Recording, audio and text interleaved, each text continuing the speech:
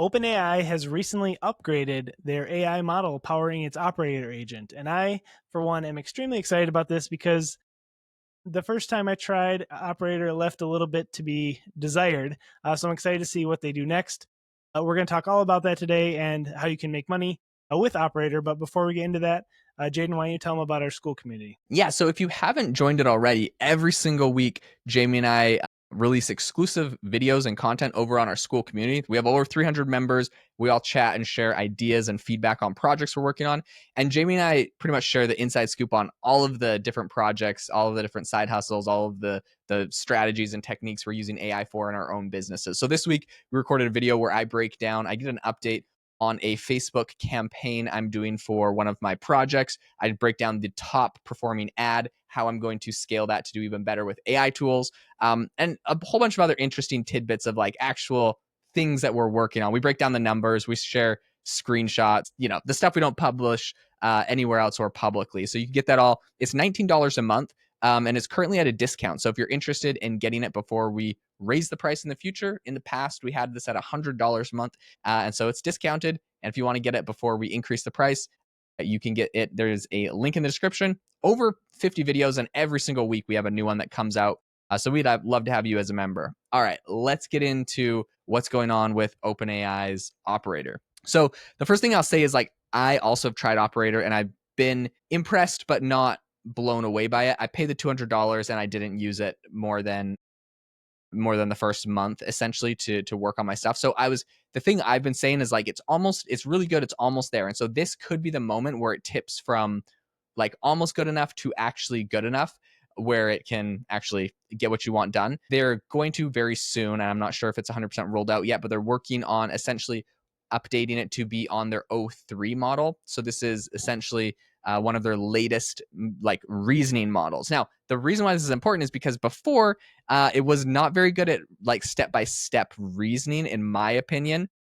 I would give it a task to do. So for example, I told it to go and log into our podcast account and edit our podcast the way I have my virtual assistant do. And it's pretty straightforward, replicable steps that I would tell someone to do. It was, video editors had a sigh of relief when I reported back that it could not edit the video, but it did do some really impressive things that was sort of shocked by. One of them is that it downloaded the video to its own virtual machine and then was able to re-upload it to my Spotify for Creators account, meaning it does download and upload file size. And when it was doing that, I actually saw in the back end that the virtual machine it was using had a 50 gig capacity. So if you have files that are 50 gigabytes, it's able to do that. I'm assuming it just wipes them off of its servers when it's done. But it's the other interesting thing was that it's in a data center. And so the download and upload speed was almost instantaneous. So it's super, super fast.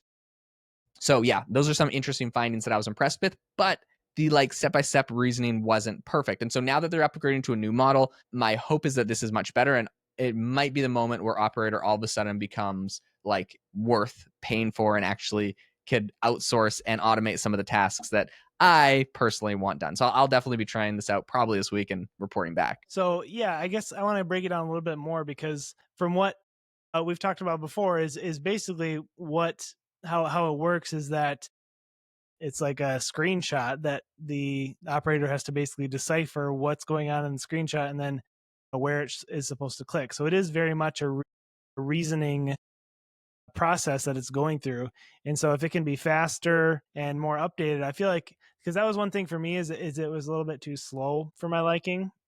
And it also would stop me and ask me questions that really just made it end up taking more time than it would have taken to do myself. I'm hoping that it's a little bit faster, personally. Yeah, that is also my goal. The one thing that I will say, which is sort of a bummer for a lot of people, myself included, that have companies that were developing things, is that the API. So for example, for my company AI Box, where I have an AI playground. So I have the top 40 AI models. You pay $20 a month and you can use them all instead of having to have all the subscriptions. By the way, shout out to AIbox.ai if you want to try that out. What's super cool is any of these AI companies that have an API, I can go and get access and put their AI model on my platform and all my users can try it. The thing that's sort of sad is with this new update that they're doing, the API to operator is still going to be based off of the O3 model. So for people like developers that are putting this into their actual product, they're not giving them the best thing. Some companies are different. Sometimes they're like, some companies are like, when they make a big announcement, they're like, this is available to users and on the API for developers. That makes developers happy. When they say this is available for new users, but not for the developers, then developers kind of like your company less. I would hope that they'll update it soon, because they're not the only one doing it. Like Anthropic has their computer use, which is a similar thing. Google just announced that they have a product that also does this. So there's like competition in the market, and you only really need one kind of computer agent tool. So if I'm a developer and other people have better options and they kind of update them for developers at the same time as users, that's probably what I'd go with. But at the moment, it seems like OpenAI might be doing this best. So I'll update you. But that is one thing that I'm kind of like, I don't know, annoyed about. Yeah. No, I get it. I feel like the other big factor that'll come into play when it comes to which, AI agent is going to, be the best one is what we talked about in our last episode, is which ones are going to be able to connect to other apps that you use on a regular basis. For example, Gmail or Canva or your, calendar, stuff like that. If it can, log in for you or stay logged in and do all that stuff on your behalf, that I feel like to me is where a lot of power would be as well. Yep. So overall, really excited about the announcement. We will keep you updated. One thing for developers that I will mention, just because this is interesting, they said O3 Operator uses the same multi-layered approach to safety that we used for the 4.0 version of Operator. Although O3 Operator inherits O3's coding capabilities, it does not have native access to a coding environment or terminal. So pretty much it's good at coding, or it's just as good, like its abilities and the benchmarks on coding are just as good, but it doesn't have access to like the actual terminal where you write your code, you run your code in. So some people say that's like, oh, it's safer because it's not going to like write malicious code that, like, I don't know, attacks you and like Revenge of the Robots on you.